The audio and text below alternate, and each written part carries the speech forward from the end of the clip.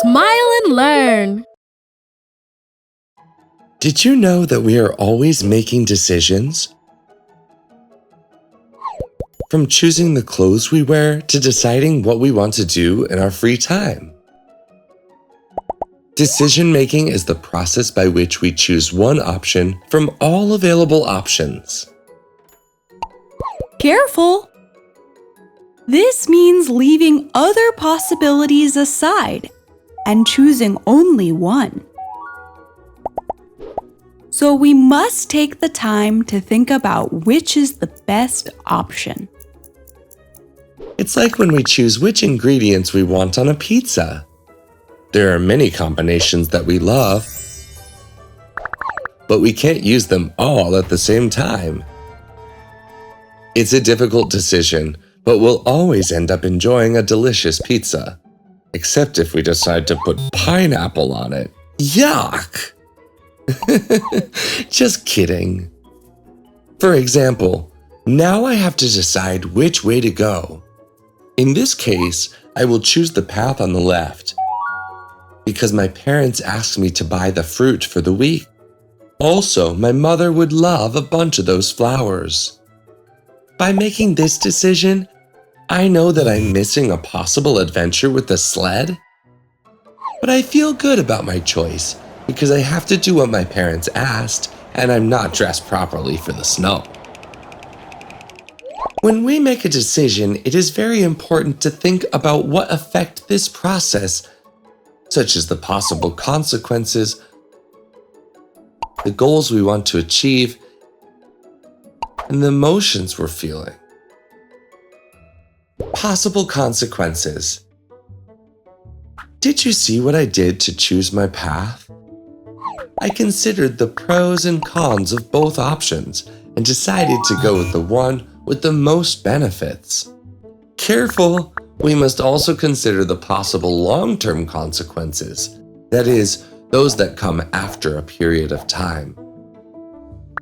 Sometimes we may want to take a path because at that moment it's the easiest or coolest thing to do, but it's possible that later, after a while, it will be worse for us.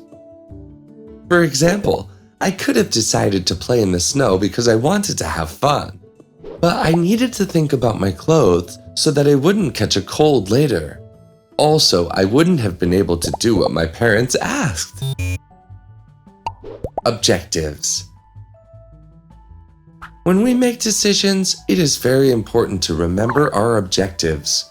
We have to ask ourselves, what do we want to achieve? And choose the best option for us.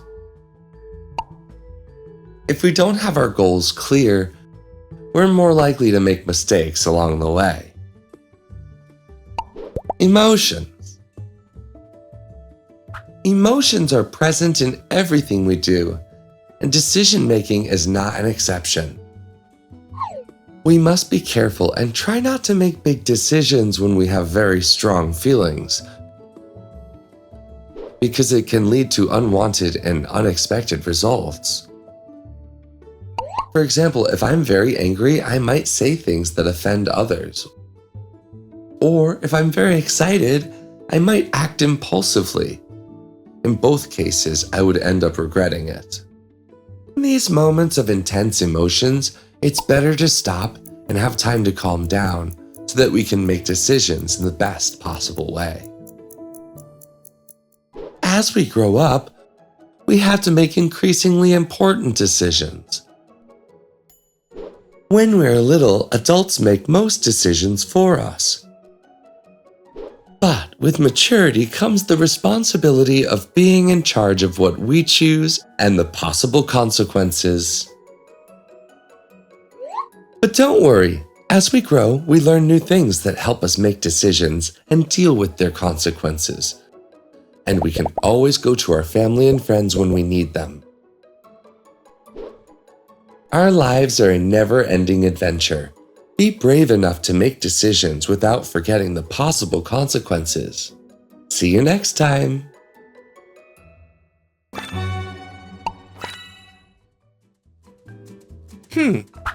Have you ever taken ages to decide what to eat in a restaurant?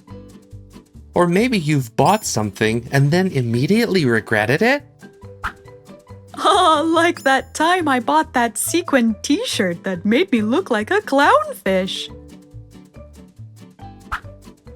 Well, that has to do with our decision-making style. We all have a different way of choosing what we prefer, and knowing our style can help us make better decisions in the future.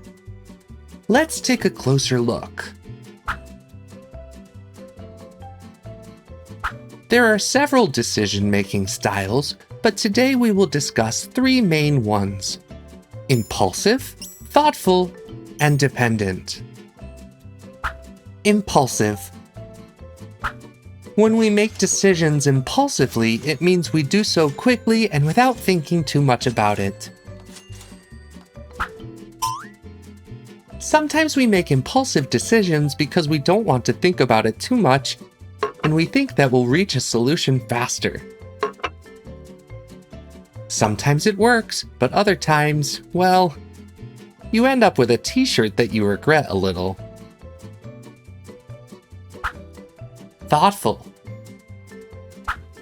When we make decisions thoughtfully, we take our time to think calmly, gather information, and analyze the pros and cons of the options we have.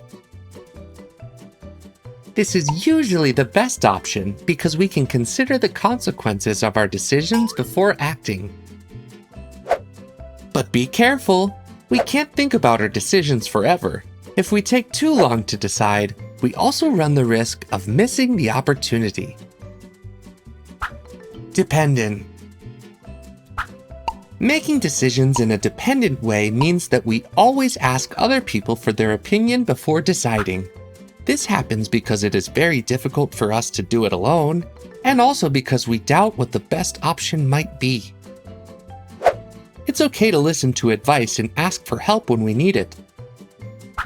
But remember, the final decision is always ours. Making decisions means that we will leave one option aside, but we must trust that we have done the right thing. If we see that this isn't the case, then we can learn from it in order to do better in the future. Now think about which of these styles you use most. Sometimes we may be more impulsive and other times more thoughtful. Like when we quickly choose which movie to watch,